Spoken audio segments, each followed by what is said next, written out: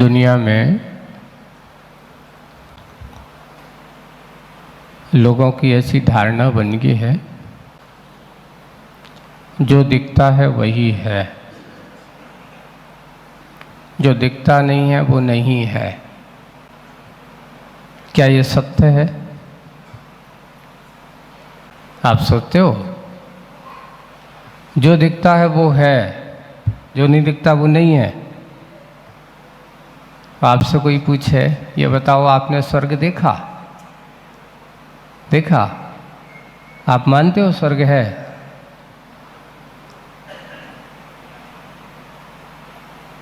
मानते हो?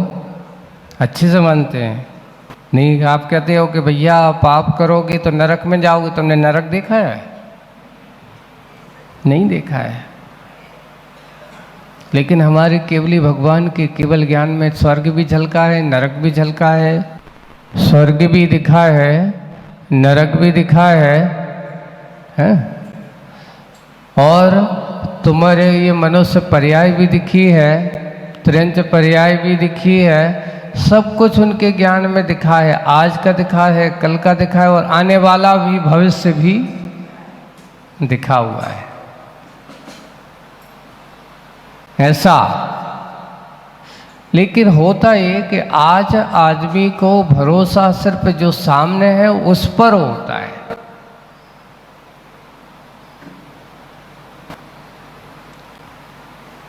हम कल की जो कविता आचार्य श्री की सार को आप समझो, को यहाँ लिखा है कि आधे दिख पथे ही पर अपरिमित है। ये संसार का पथ सीमित नहीं है। हमें लगता है कि हम इतना चल के आ गए हैं, हमारा रास्ता पूरा हो गया। नहीं, हमारा रास्ता अभी पूरा कब होगा बताओ? हमारा चलना कब अंत को प्राप्त होगा? जिस दिन तुम भगवंत जैसे बन जाओगे, वैसे तुम्हारा रास्ता संसार का अंत हो जाएगा। एक बार तुम उस भगवत पद को प्राप्त करके देखो। यानी जब तक हम इन पर्यायों में अटके हुए हैं, होता है कि एक ठिकाने पे बैठ जाते हैं, बस अब तो हमारा हो गया काम। नहीं, आप लोग सुबह से उठते हो, जो काम धंधे वाले हैं, नौकरी पेशा वाले हैं, ऑफिस वाले हैं, तो सबसे पहले विचार क्या करते हो बताओ? आज क्या करना है? आज कहाँ जाना है? आज किसका काम करना है? आज किससे मिलना है? आज कौन सा काम करना है? करते हो कि नहीं करते हो? प्लानिंग करते हो। ये क्या है? आपके अंतर की अंतरंग में जो विकल्पों की तारतम्यता हुआ करती है, यही तो संसार की परिभ्रमणा है। लोग कहते कि संसार ये घर मकानों का नाम है, दुकानों का नाम संसार है। ये तो आपका मोह जाल है। ये संसार नहीं, संसार तो अदृश्य है, जो दिखाई नहीं दे रहा। अंतरंग में, आपके परिणामों में, आपके राग देश के जाल से बना हुआ ये जाल है। जैसे कहते हैं ना, कपड़ा कैसे बनता? ताना और बाना होता है। धागा में क्या होते हैं? ताना और बाना होता है। ताना क्या करता है और बाना क्या करता है? तो एक बांधने का जो काम करता है उसका नाम बाना। जो सीधे सीधे खड़े खड़े उन दो तारों को क्या करता रहता? वो आप कभी हथकरघा जाके देख लेना, है ना, उसमें एक तार लगे रहते सीधे, बहुत सारे धागे डले रहते, सबसे ताना की संख्या ज़्यादा होगी। बीच में एक शटलिंग सी चलती है, वह इधर आती इधर जाती, इधर जाती इधर जाती, इधर आती इधर जाती। वो क्या करती बताओ? वो सिर्फ उन तानों को बाना का रूप देते चली जाती, बांधती चली जाती, बांधती चली जाती है, और एक कपड़े का रूप तैयार हो जाता है। बस लोगों ने आकर के पूछा कि बताओ संसार कैसे बना? इन जैसे कपड़ा कैसे बना? ताना और बाना से। वैसे ही संसार भी एक राग का ताना है तो देश का बाना है। दो चीजें ही है मुख्य संसार की, एक ताना और एक बाना। बस सारभूत कहते भैया राग देश मत करो। कितनी छोटी सी बात लगती है अपन को, राग देश मत करो। भाई इस राग देश मत करो में बहुत बड़ा वीतरागता का उपदेश भरा पड़ा है। आपके संसार के स्वरूप को समझना है तो राग देश के स्वरूप को समझ लो। जिस दिन तुम्हें राग देश का स्वरूप समझ में आ जाएगा, संसार का स्वरूप समझ में आ जाएगा। कल की कविता का आसार यही था कि अगर तुमने आस्था की आंखों से देखा, ऐसे ही कि आस्था के गवाक्ष में से गंतव्य दिख जाते हैं, दिख जाने में यहाँ बैठे बैठे मैंने सोच लिया कि मुझे तो स्वर्ग जाना है, मोक्ष जाना है, मुझे नरक नहीं जाना। कौन जाना चाहता नरक? कोई नहीं जाना चाहता। अगर एक छोटे से बच्चे से पूछो कि क्यों तुम्हें नरक जाना है, बोले कि नहीं हमें नहीं जाना। अगर बिना पढ़े लिखे उससे भी पूछना, अंगूठा छाप, तो वो भी कहती भाई हमें नहीं जाना। एक बार एक विद्वान ने एक अच्छा हास्य सुनाया, देखो आपको सुनाता है। उनने क्या किया कि एक बूढ़ी माँ थी, बिना पढ़ी लिखी थी।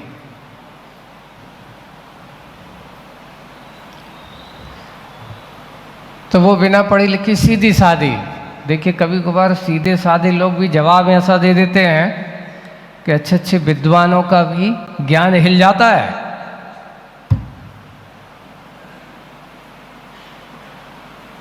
वो विद्वान कहते हैं कि माता राम, क्या तुम्हें रत्न प्रभा पृथ्वी में जाना है? नाम क्या है? नरक की पहली पृथ्वी का नाम है रत्न प्रभा।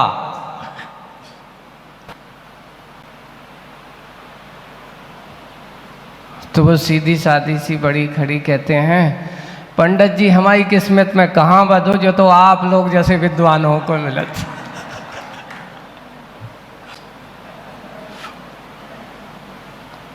बताओ उसने क्या जवाब दिया? सही जवाब दिया। भैया हमारे सीधे साधे लोगों की किस्मत में कहाँ है? जो कुटिल विचारधारा वाले होते हैं,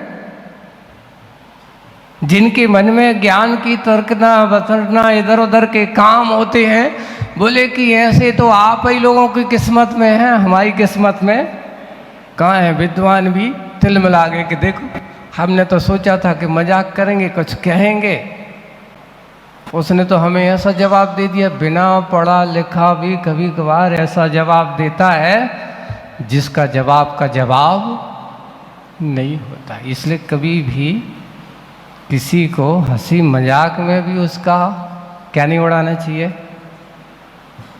ऐसा। और उसने ऐसा जब जवाब दिया तो विद्वान भी सोचने लगे, मैंने तो सोचा था कि इस माँ की थोड़ी सी मजा लेंगे, क्या कहती है, लेकिन मज़े के चक्कर में उसने तो हमें ऐसा जवाब दे दिया कि आगे मैं उसके बाद फिर बोल नहीं सका। उल्टा कह दिया, बात सही कही कि बताओ नरक में जाने वाला कौन होता है, सीधा साधा के कुटिल विचारधारा वाला? सीधे साधे व्यक्ति कभी नरक में नहीं जाते। सीधा सीधा सोचो,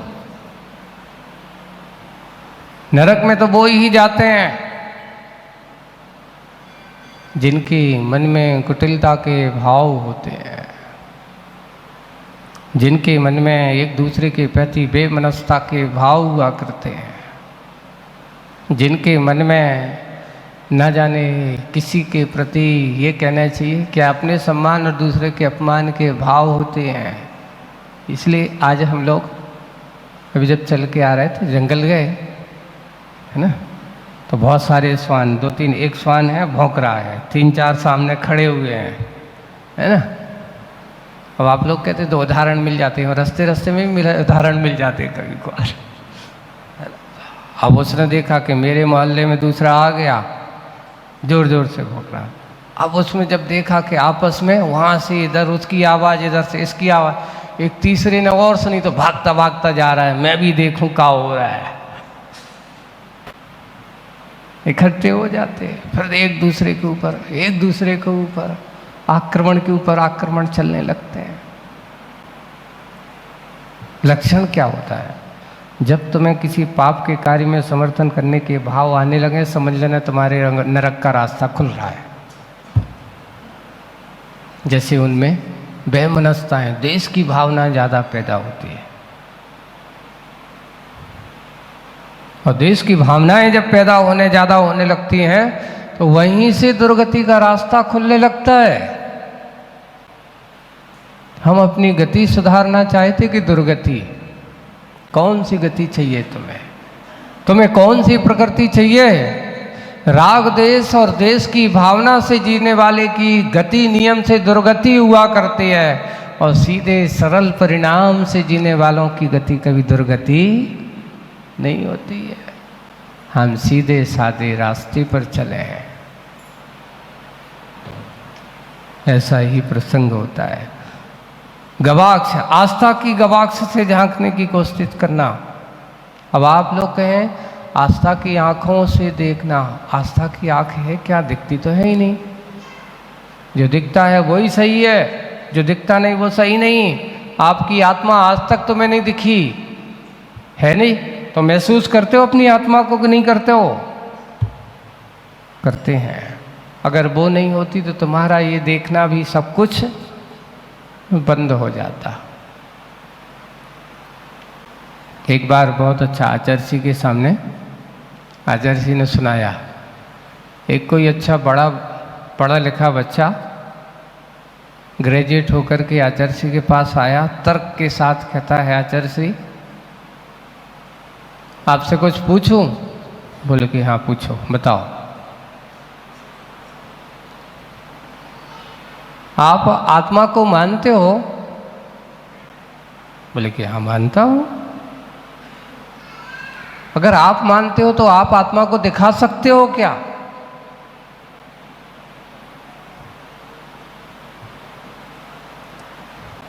तो आचार्य जी भी सोच करके उससे कहते, बेटा ये बताओ, आप अपनी आत्मा को मानते हो कि नहीं मानते हो? नहीं, मानता तो हूं, लेकिन आज तक मुझे दिखी नहीं, इसलिए मुझे मानने में क्या हो रहा है? संदेह हो रहा है। अच्छा, फिर आचार्य जी उसके बड़े अच्छे से पूछे, अच्छा ये बताओ, ये प्रश्न पूछने वाला कौन है कि आत्मा होती है कि नहीं? कौन है ये? उलझ गया। पूछने वाला कौन है? आपके मन में ये जो प्रश्न खड़े हो रहे, ये प्रश्न खड़े करने वाला कौन है? हाँ, बोले कि ये तो हमारी ज्ञान शक्ति हो सकती है। तो ज्ञान शक्ति किसकी वास होती है बताओ? आत्मा का स्वभाव क्या है? स्वाभाविक धर्म दो ही हैं, ज्ञान और दर्शन। अच्छा, इसका नाम आत्मा है। पर महाराज क्या करें, आप तो हमें आत्मा को दिखा के बताओ। बोले कि जो अनुभव की चीज है उसे दिखाया नहीं जा सकता, और जो दिखता है तो वो दिखने वाला है, सो दिखता है, जो नहीं दिखने वाला उसको दिखाई नहीं जा सकता। अच्छा, एक बात है। फिर आचार्य जी ने उसको फिर दूसरी तरह से एक उदाहरण लेकर के बताओ, ये बताओ नीम कैसी होती है? कैसी होती नीम? अच्छे से बोलो, कैसी होती है? कड़वी होती। गन्ना कैसा होता है? मीठा होता है। अब ये बताओ, गन्ना मीठा होता है, तुमने देखा मीठा? नहीं महाराज हमने तो उसका रस देखा है। अच्छा रस तो देखा, तो रस तो पानी जो बहुत सारी चीज़ें होती है, सबके सब पानी मीठे हो ऐसा कोई ज़रूरी नहीं है। हम पानी की बात नहीं करना, उस पानी में जो मीठापन है वो निकाल के बताओ। आपके पास है? तो बोले कि हाँ वो निकाल के बता सकते हैं। तो उसे जमा दिया, बोले कि ये है शक्कर, ये मीठापन है। नहीं, ये तो शक्कर दाना है, हमें मीठे की बात करना है। तो वो तो महाराज जब खाएंगे, जीभा पे रखोगे तब उसका क्या आएगा? कड़वेपन का स्वाद किस पे मिलेगा? जिह्वा पे रखोगे तभी पता चलेगा ना। जब वो जिह्वा कड़वेपन का स्वाद लेती है, मीठेपन का स्वाद लेती, तो क्या वो मीठापन कड़वापन तुम्हें दिखता है? आज तक कभी नहीं दिखा, लेकिन उसका स्वाद जरूर आया है। हम ऐसे ही, जैसे मीठेपन का स्वाद तो आता है पर दिखाई नहीं देता, कड़वेपन का स्वाद तो आता है पर दिखाई नहीं देता। ऐसे ही आत्मा का स्वरूप है। आस्था के गवाक्ष में देखने वालों, आस्था की आंख से अगर देखोगे तो तुम्हें भगवान दिखेंगे। नहीं है तो सामने क्या है? एक व्यक्ति के देखो, तुम वही प्राणी प्राणी में एक की तुम्हारे पास आस्था है, जाकर के शंभुनाथ भगवान को देखते हो, आप क्या हो जाते हो?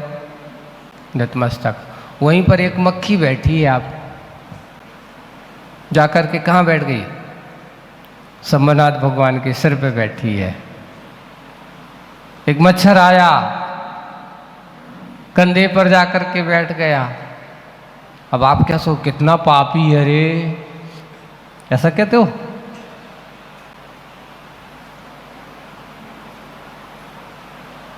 क्यों? क्यों? आपने उसमें आस्था की आंख से शंभुनाथ भगवान की स्थापना निक्षेप से भगवत सत्ता देखी, लेकिन उस मक्खी के पास आंख तो है पर आस्था नहीं है। मच्छर के पास आंख तो है पर आस्था अज्ञानी है। तो महाराज क्या उसको, जब वो बैठा होगा शंभुनाथ भगवान के चेहरे और शरीर पे बैठा, क्या उसको पाप नहीं लग रहा होगा? ओहो कितना पाप लग रहा हो, भगवान के ऊपर बैठ गया।